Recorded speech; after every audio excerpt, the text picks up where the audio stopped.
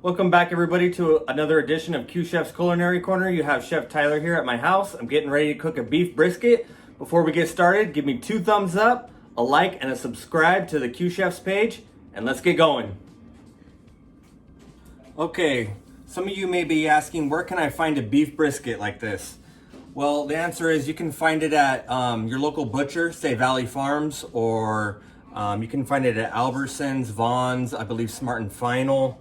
If you're gonna look for this at Vaughn's or Albertsons, sometimes they only give you the flat part, which is this part and down, which is not very fatty, where this part towards the back will be a little bit more fatty.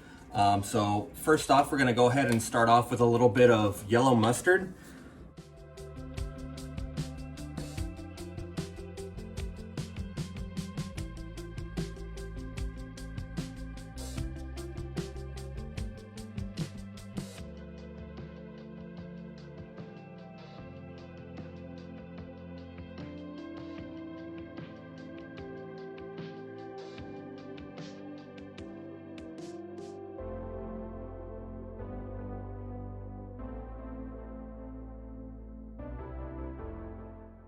I'm gonna get in every corner, crevice. That way it's gonna create that nice crust.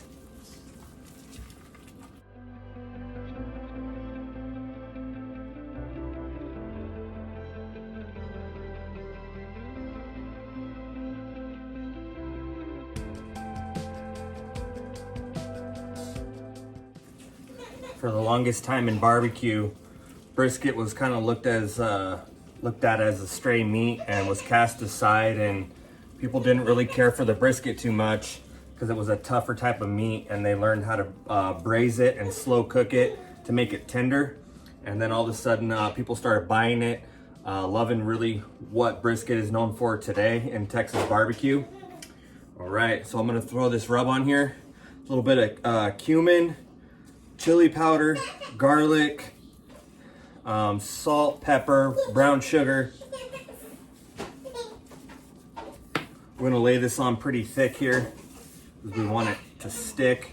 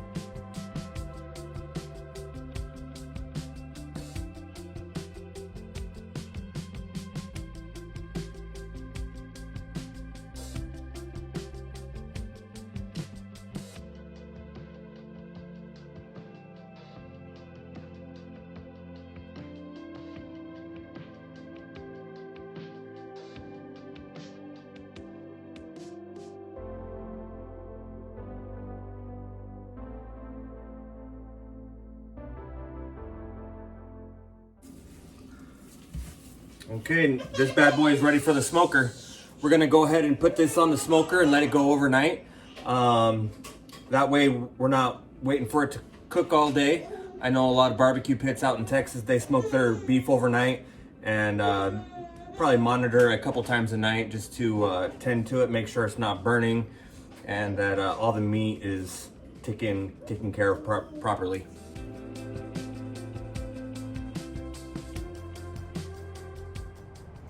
Gonna fire up the barbecue right now.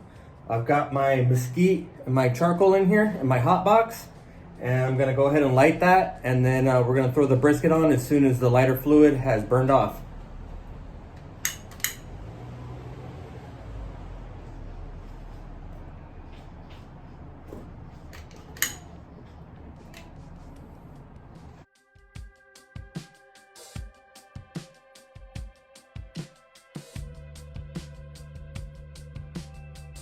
Everybody, so we're back here. The brisket has smoked for about 8 hours, and we finished it in the oven for about 5-6 hours. It's looking terrific. It's resting over here, and let me grab it and give you a look here.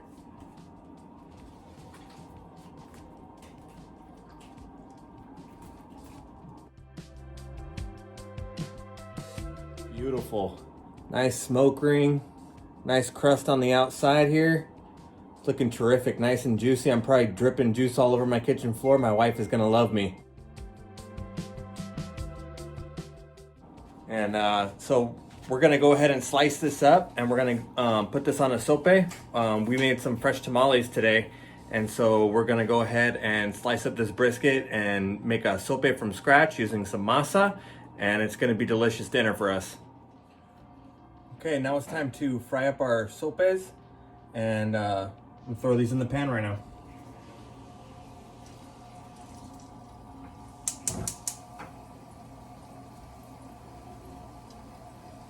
I want to get these a little crispy on the outside.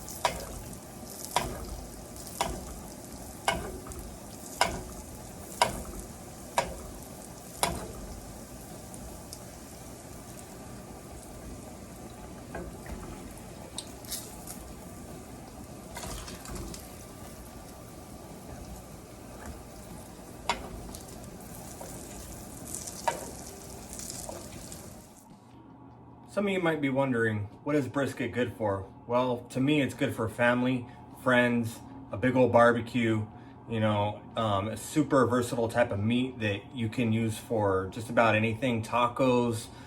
Today we're making the sopes. You can have it just the meat by itself or on a sandwich, coleslaw, onion rings, baked beans, any type of barbecue setting. This is like a staple for that. I love my brisket. I think people that come into the cafe love the brisket we do at Cafe Q as well. If you haven't had a chance to come try our brisket, I think it's one of the better things that we do. And come down and give it a shot. Thanks. I'm gonna start to assemble my sopes here. We have our sopes that are nice and fried up. Nice and crispy. Gonna give it a little bit of crunch when we bite into that. And then we're gonna also put a layer of some refried beans that we had. It's gonna make all the toppings stick to it.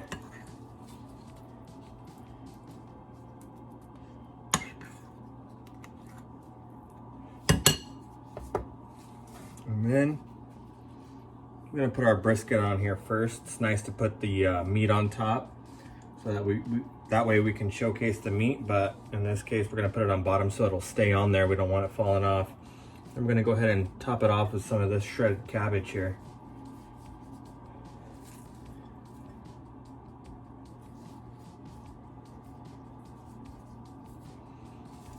I know my wife loves cabbage, so I'm gonna put a little extra on there. And then we have some of this pico here. Some spicy pico. You can put a salsa on here. You can put a lot of things on here. A couple radishes.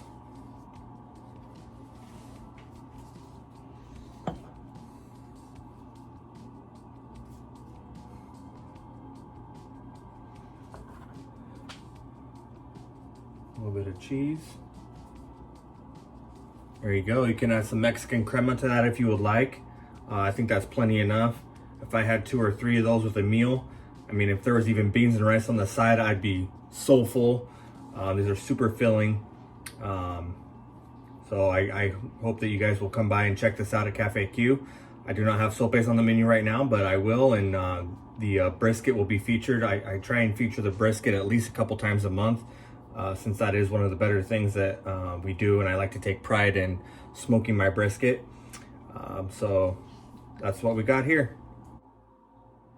Okay, that just about concludes our segment on smoked brisket. Once again, here's the final dish right there. Some nice sopes, nice close up there.